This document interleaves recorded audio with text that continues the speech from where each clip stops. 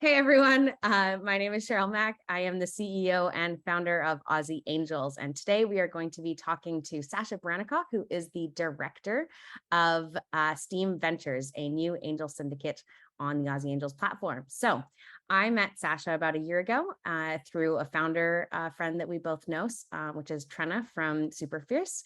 And she messaged me on LinkedIn and she had the best description. She was like, Cheryl, you need to meet Sasha. She is the best operator angel. You're going to love her. She's been super helpful for us. She's been super helpful for other founders. And she's really looking to kickstart her angel investing, like take it to another level. And I was like, amazing, cannot wait. And it did take us a couple of months to set up a meeting. But once we did, I think we talked for like several hours. And I just absolutely fell in love with this woman in a very platonic admiration kind of way. And the rest is kind of history. So today, I'm really excited to have her introduce herself to all of you and tell you a little bit about Steam Ventures. We will also have a Q&A at the end, so we'll let you open up. We'll open it up to questions. If you want to come off mute at that time, you can, or if you're in a really loud place, feel free to pop your questions in the chat and I will say them out loud to Sasha. So Sasha, thank you for being here today. Yes, hold on. Now you can unmute yourself. There we go. Hey, thanks, Cheryl. Yeah, thanks for having me. It's very exciting. Awesome. So let's start with the first company that you co-founded, Unity. Tell us a little bit about that. Yeah, so there was a little bit of research that happened over a few years before we founded the company in 2014.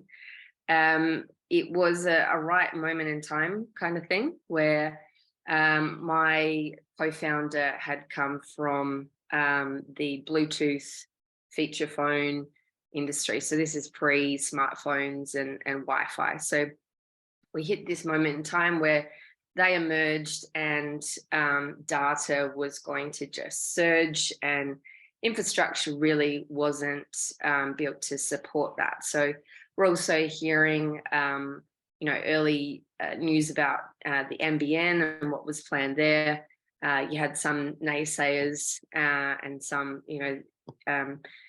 waving the flag. So the science and maths of the NBN really didn't stack up from the beginning if you really looked into it. So we were either going to be complementary or disruptive and an alternative. So, and there was a bit of fresh eyes.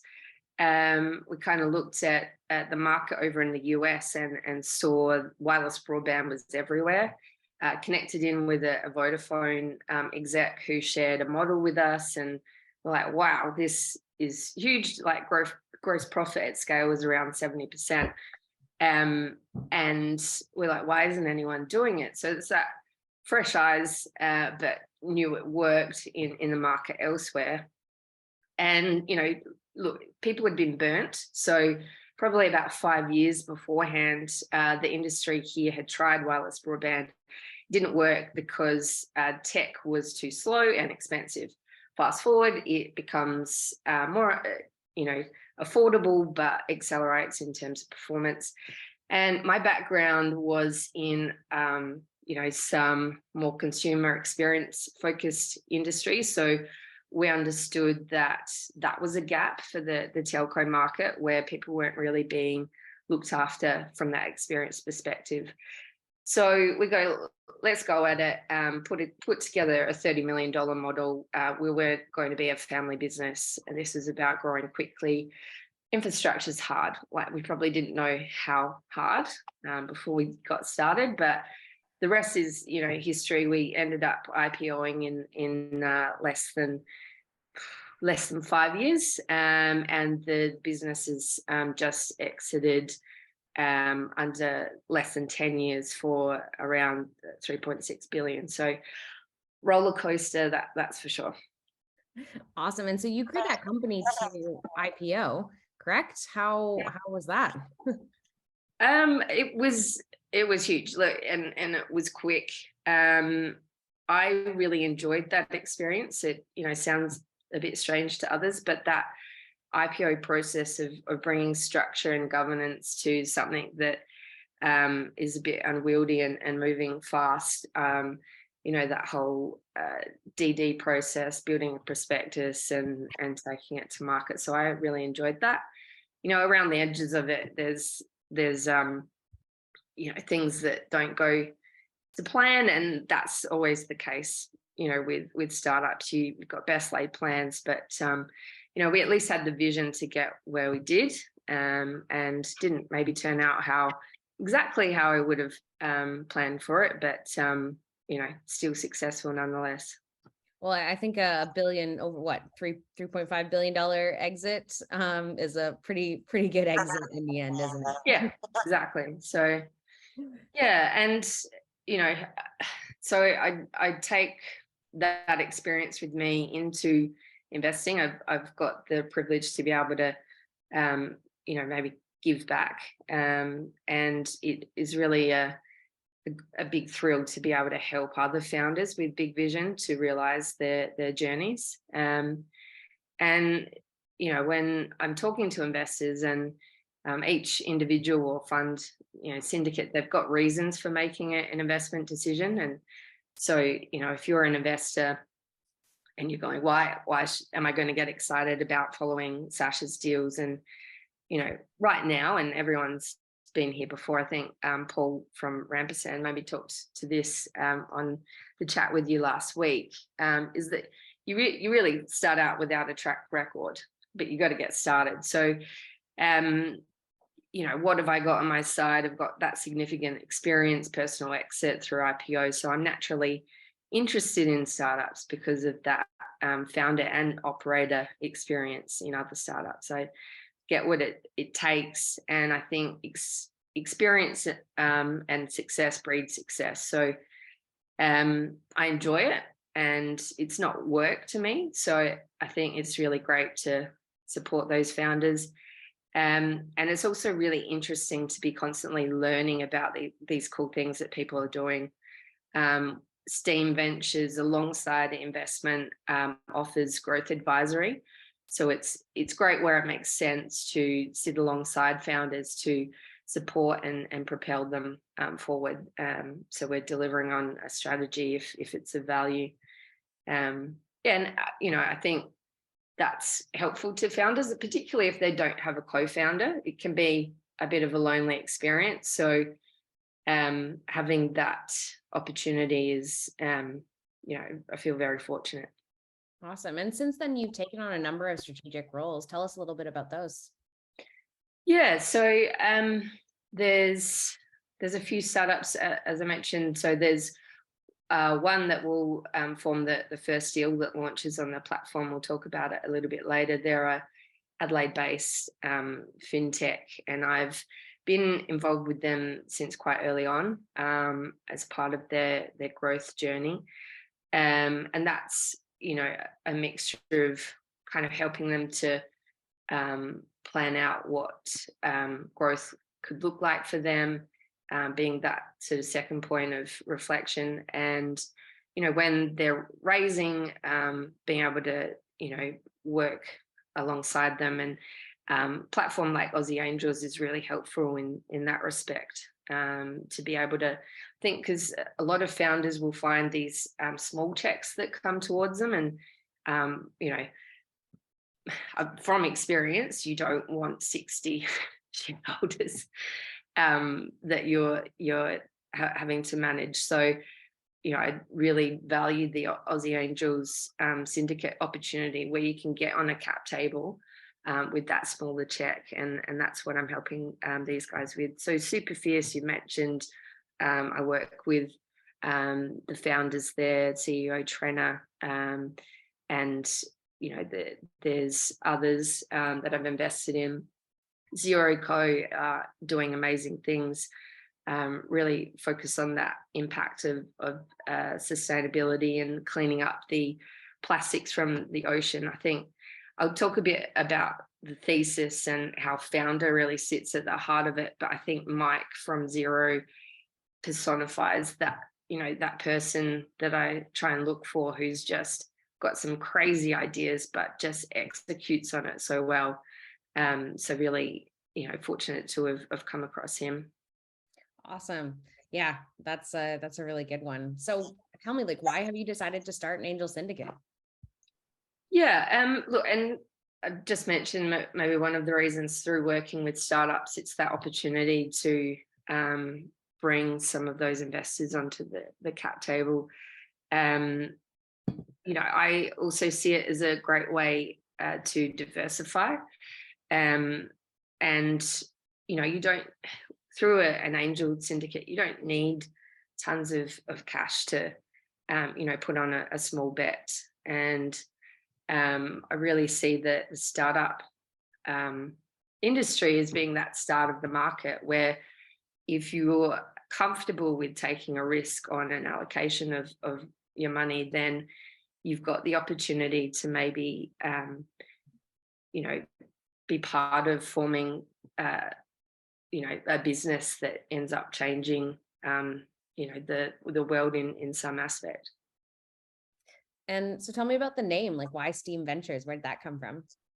Yeah, look, I'm not, like myself, I'm not a technical person. I know enough to be dangerous, but startups, they bring together STEM. And I think for me, I really sit in the arts category where, building a business is an art.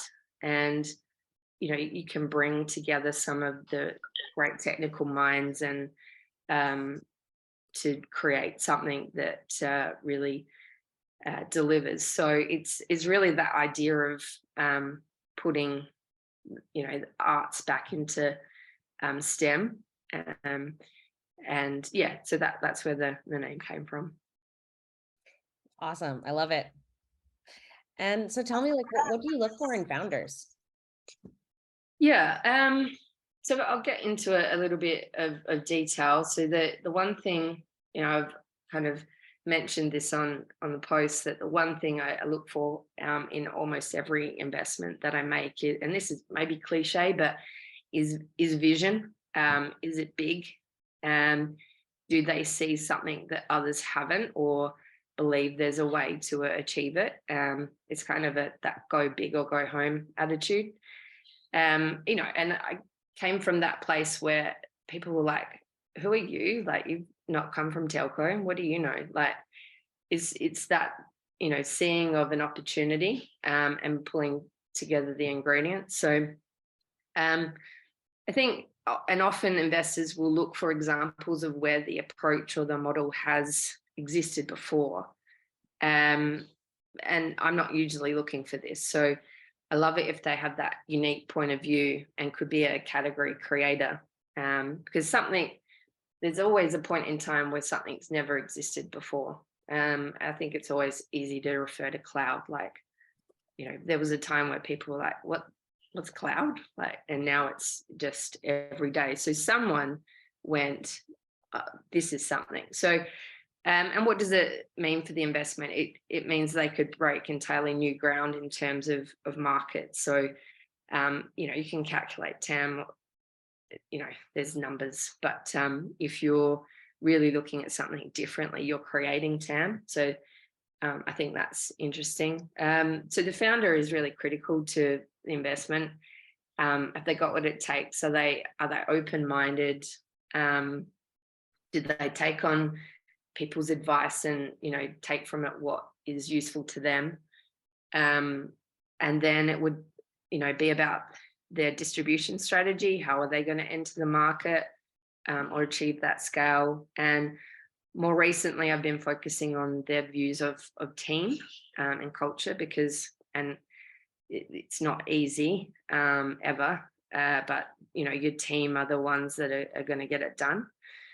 So vision and execution, because someone else might have the exact same idea. That matters nothing if you can get it done. So vision, the founder, distribution strategy, team. We're not particular about industry sector. I know people kind of hone in on stuff, which makes sense because you can really double down on your knowledge. But I think not being industry, being agnostic means that there's a level of diversification as well. And there are more subject matters that are a focus. So some of the stuff you'll see me bring about are a SaaS. I really like B2B to C, things that create a bit of a flywheel. So that's the thesis in a nutshell. Awesome. And is there anything else around your investment strategy? Like, where are you finding deal flow? How do you structure anything? Yeah, I think there's a few channels, and I think having been in the startup industry, and being an ex-founder and being an operator, you hear about things, and you're going to it. Finally, we're going to events again. But also there's programs like the Startmate First Believers. I really enjoyed being part of that. Great community of people that are very supportive. So if you're at day one of your journey, and there's other programs like the I've just blanked. Explorers. Yeah, that one. Which are fantastic. And, people support each other on their journey of learning. And you see all of these participants that end up, building their own businesses that then go on to support others. So operators and founders coming into the industry are a great source of deal flow. Other investors. So I think when I've co-invested with other people, they'll suggest things because they know that I might be interested. And then there's often the cold reach out here and there, which probably isn't as effective, but you never know. So yeah, awesome. We did have a question from Vinko in the audience. So if you have nothing or very little to point to in terms of, like new category view or potential or even traction, how do you still make good data-backed decisions and informed investment decisions? Yeah, I think as I was saying, I really relying on my own background and what I've seen working for others. So learning a lot from those already in the investment industry. So when stuff comes through from respected investors as a lead, I'm taking note of that. But I think there are ingredients that I am happy to bet on add up to potential success based on experience, others in the market, and doing a fair bit of reading on what's worked and why. Awesome. I love it. And in terms of the syndicate check size, what are you typically looking to invest in a company? Personally? No, like, with the whole syndicator, are you writing looking to write like 100K checks, $200,000 checks? And then we'll talk a little bit about on the individual level. Yeah. Look, it's around that level of 200K. There's one that I'm talking to about possibly a 500K allocation. But it really comes down to the specific startup as well, what they're willing to allocate as part of their round and the others that might be coming in. So enough that it's worthwhile, but not much smaller than that. And are there any specific stages of companies that you're looking to back? The ones that I've been working with are so that seed or pre-Series A stage. where there's, a little bit of traction already. It's not to say I'm not working with pre-seed companies that I, see as a bit of a pipeline. Whether that, I'm getting involved in that investment stage, we'll see. So the current stable are more around that seed to Series A. Yeah. And like, what kinds of deals can investors expect to see from you? You said agnostic, but are there any categories that you're, doing more of, or anything specific? Yeah. So, well, there's a couple of fintechs coming through, and that's not by, focusing on them, but there's certainly a bit of momentum within fintech, and the space, given my recent background there, within a space role. SaaS, as I said, B2B2C, I find really interesting as a model. And, there's some that are surprising me. I'm early stages on a medtech opportunity. So we'll see if that comes about, but yeah, it's quite interesting. Yeah, because you're currently in a COO or CCO role at Fleet. Yeah, a little bit about Fleet. Yeah, so Fleet, I joined a couple of years ago. So Adelaide-based space startup, nano satellites, and really focusing currently on the mining industry, mining exploration. So there's been a bunch of great news stories recently. The likes of Core Lithium. In agreement where essentially there's a combination of, IoT with nano satellite technology and AI. So you're able to, with an array of probes, find out what lies beneath the cover much more immediately than regular mining exploration programs. So, it's being able to bring data back from the remotest of locations in a really effective way. So yeah, been there a couple of years. I've been on maternity leave recently, so been seeing that and cheering on from afar, but it's been fantastic to work with Flavia and Matt. Awesome. And I just have a couple other questions here. I'll start feeding them into my questions, but any advice on backing or investing in first-time founders? It seems much easier to back repeat founders. Yeah, okay. It's a good question. The first-time founder, I think what I would be wanting to understand is why they're working on this problem. Sorry. Do they have, a deep understanding of it? Are they, Startmate uses this term a lot. Are they doing their life's work? So if they've really got an intimate insight into some challenges, and they've been in business before, it's helpful. So, in particular, the deal that I'm launching this month, I don't know if we want to talk about it now. Adam is a first-time founder, and that is a key part to the investment decision there.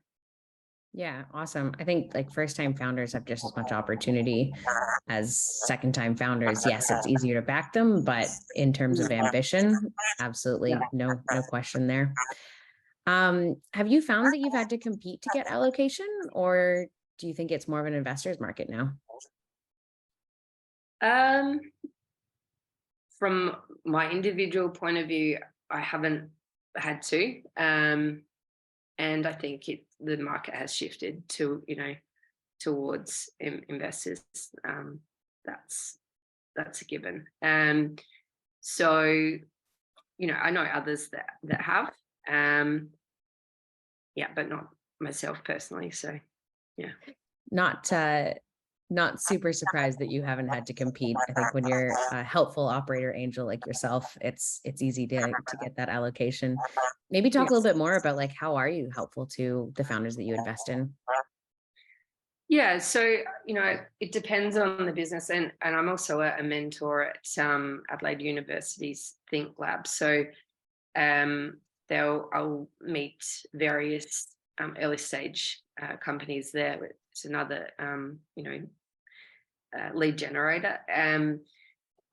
They will kind of map out what's going on in their world and like what their challenges, and it's then based on my experience and what I've been able to do before, am I able to help them with anything directly? So that is typically around growth, so growth plans or fundraising plans. Like, I like to bring a little bit of structure, not too much, because you don't want to like put the rails in and they can't move. So, but just that goal setting strategy thinking around where do you want to get to when, because time's finite, and I'm all about timelines. So something as simple as stepping that out to go, what do I need to have done by when, and who do I need to do it with, and thinking around value and those things. So there's always so many things to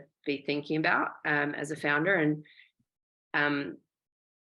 they're all smart, switched on people, but sometimes just an external person shining a light on something that they've not got to yet can be really helpful. Or just, if I can't help directly, being that person that can connect with somebody who knows more than me, or knows, something that I don't. So that network is pretty key. And on the flip side, like, what are you most cautious about in 2022 / going into 2023? Are there any red flags that you look for in early stage?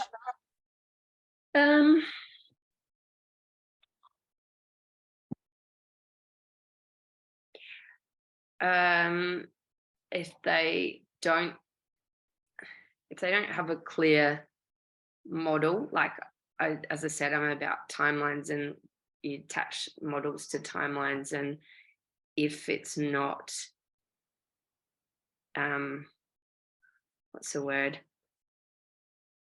if it's not well planned out and they're just not sure about whether it should go that way or that way, that's a red flag to me. It's around that planning aspect, and team. If they don't have a feel for who they need, or what kind of tone they want to set with their team,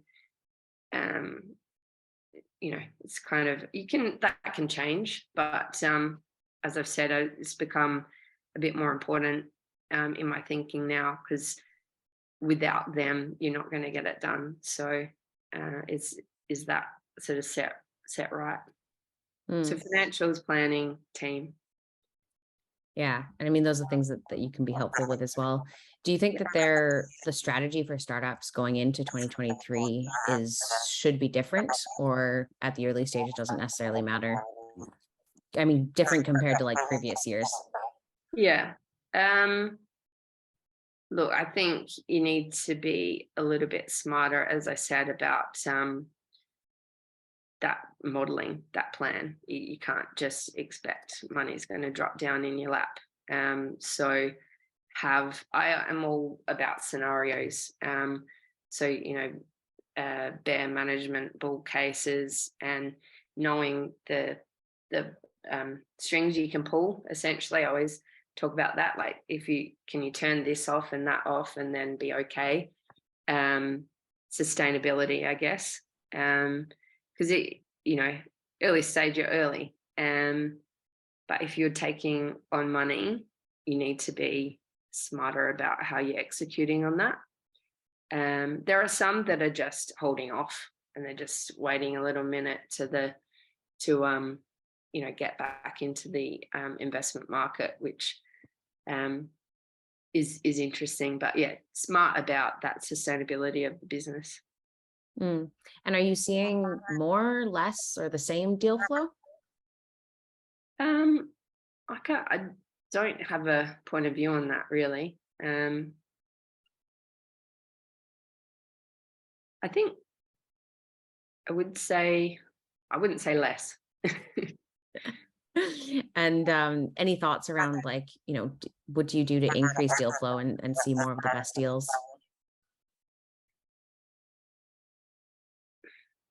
I think I've had a few founders, like you mentioned, one at the start, founders talking about me to other founders. And it's that principle of, in any business where you let your customers do the talking, and same thing with investors. I've got investors that have followed me from previous lives into things because they rate the vision that I have, and I might be able to take that from the business realm into investment. So yeah, having others speak well of you goes a long way. Yeah, absolutely. That's how we met. Yeah. Love it. And for Steam Ventures, like, are there any requirements to join?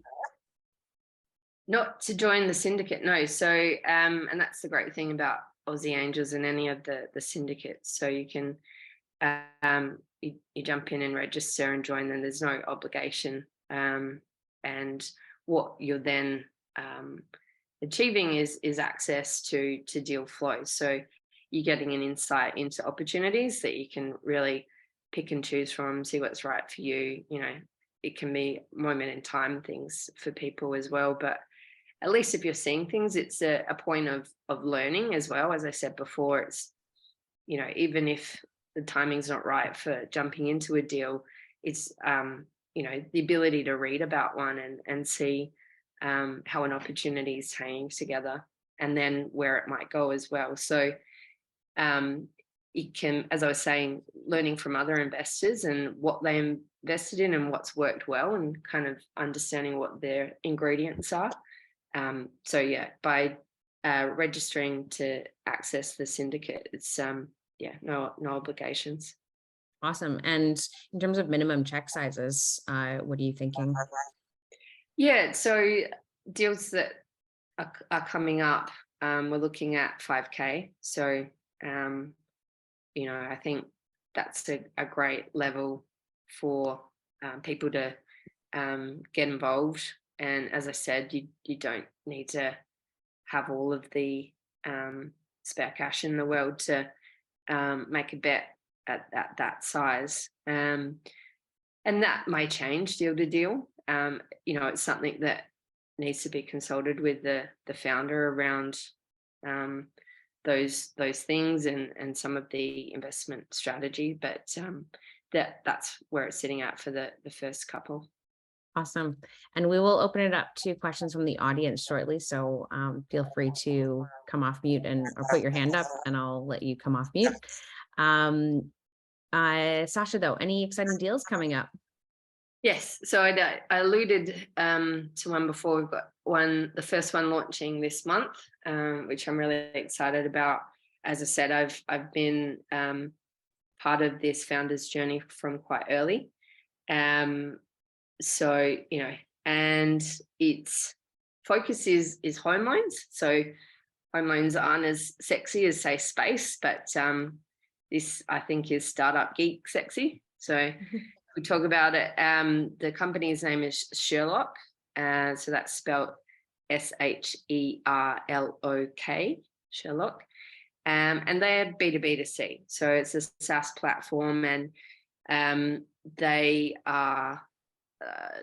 got a vision to expand their current AI-powered home loan repricing platform, eventually into the automation of financial product switching. So that's interesting to me from that vision perspective. Their aim right now, most importantly, is to disrupt that home loan market. And if I talk about that founder piece, Adam has had over 12 years experience as an owner operator of an award-winning mortgage broker business. So deep understanding of the challenges there.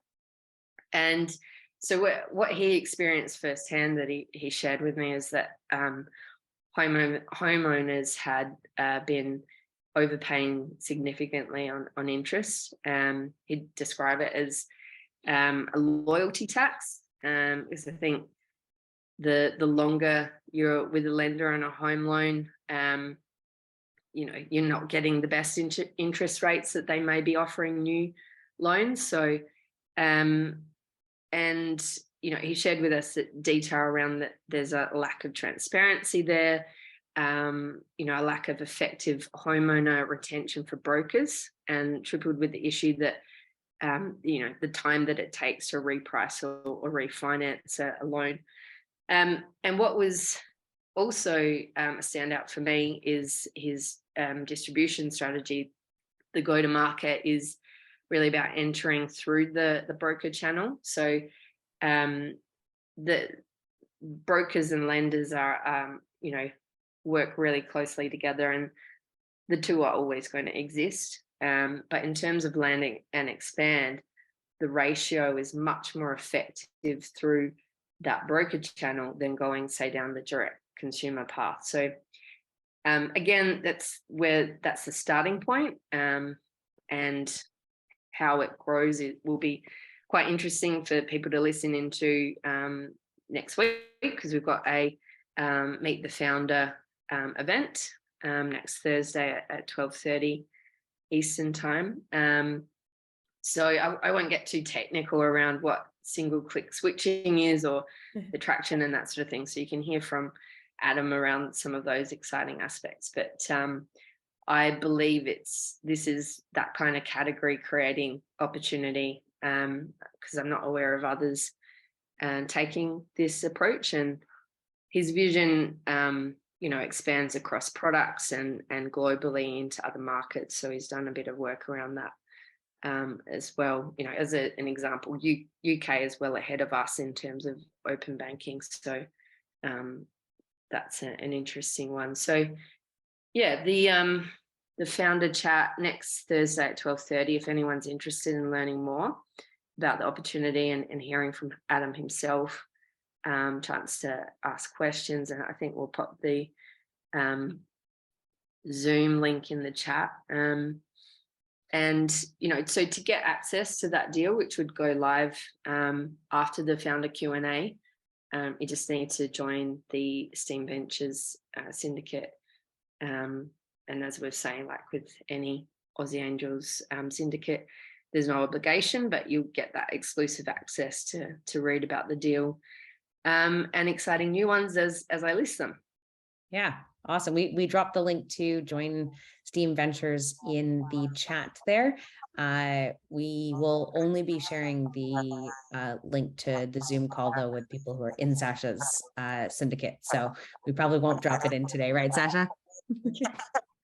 I'm not trying to gatekeep. It's just that we do need to make sure that you're on the platform first, and we can verify you before we share that. So cool. So I'd love to open it up if anyone has any questions to ask Sasha. Please, you can pop your hand up. I should see it. Should see your hand up, and you can come off mute now, I think. Otherwise, I can continue to ask questions, because I could talk to Sasha all day long. But please, somebody, don't feel like you can't ask questions. So I'll try to keep an eye on things. But yeah, so Sasha, I guess, like, you're based in Adelaide. What are your thoughts on the Adelaide market and startups there? Like, we've seen quite a few exciting companies that are starting up there. What are your thoughts on the market? Yeah, look, it's smaller. That's the given. I think it's fantastic though, because there's not because it is smaller. I think we breed a lot of quality out of Adelaide, and there's been significant momentum in the industry. Since even I founded the Unity business. So they don't have the same shining light on them, I guess, as companies on the eastern side do.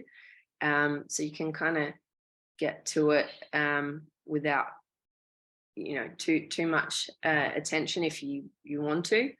But kind of getting opportunities interstate is not that far away if you want to push it out nationally. So from my own experience, we raised most of our money, the majority of our money from interstate, from Adelaide. So it's more than achievable. It's a little bit untapped, I'd also say. So that's why I'm keen to work more closely with founders to kind of accelerate them into the market. That is can be a bit of a downside as well. You don't have all of the events and programs happening here as much as interstate. Travel's opened up, events are happening, but it's not cheap as well. So that's maybe a drawback, but plenty of quality, talented people here. Yeah, absolutely. I've definitely found that with many of the founders that I've met there. Awesome. And in terms of, here we have a question from Clayton. What percentage of bets come to fruition and make a return? Again,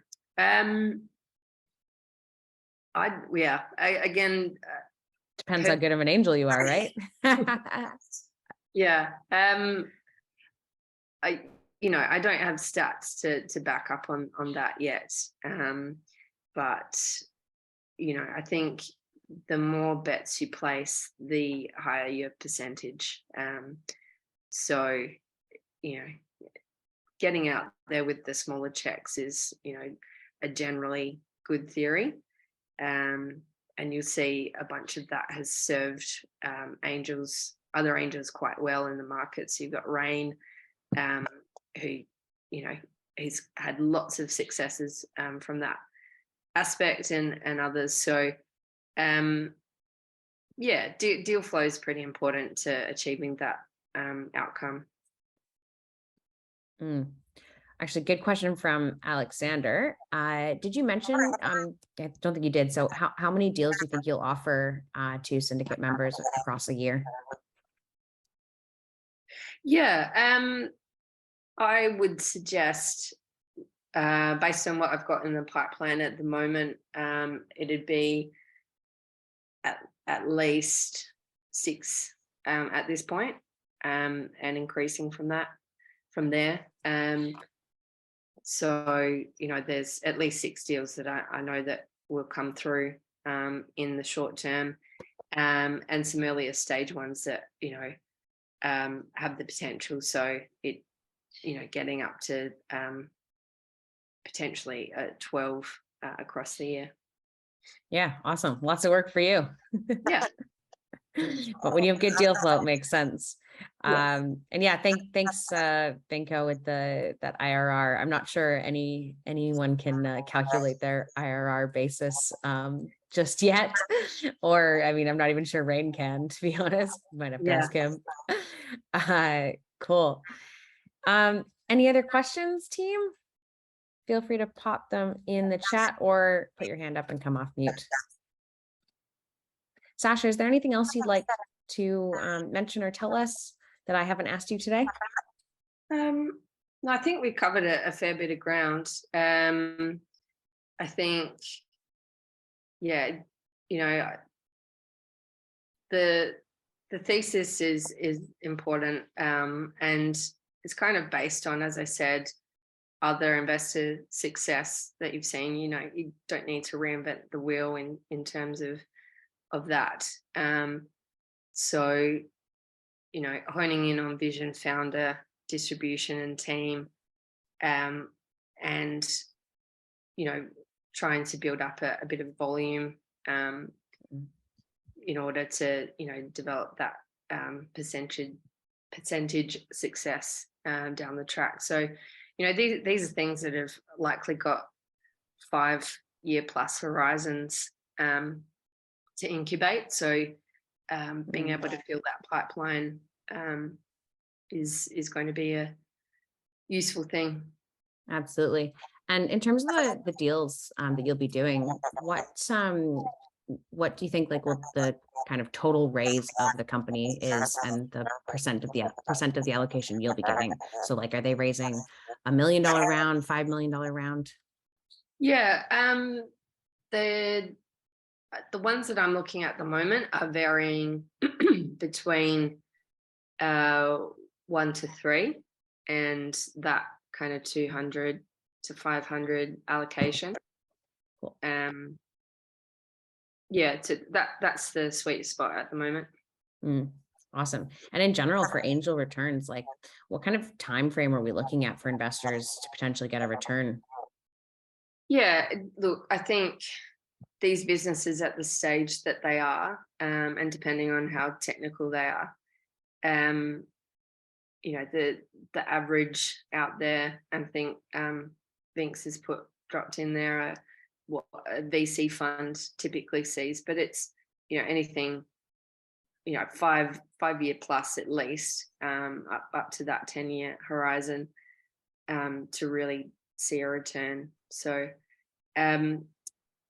those that join me as investors in the syndicate, we're in it together for a little while.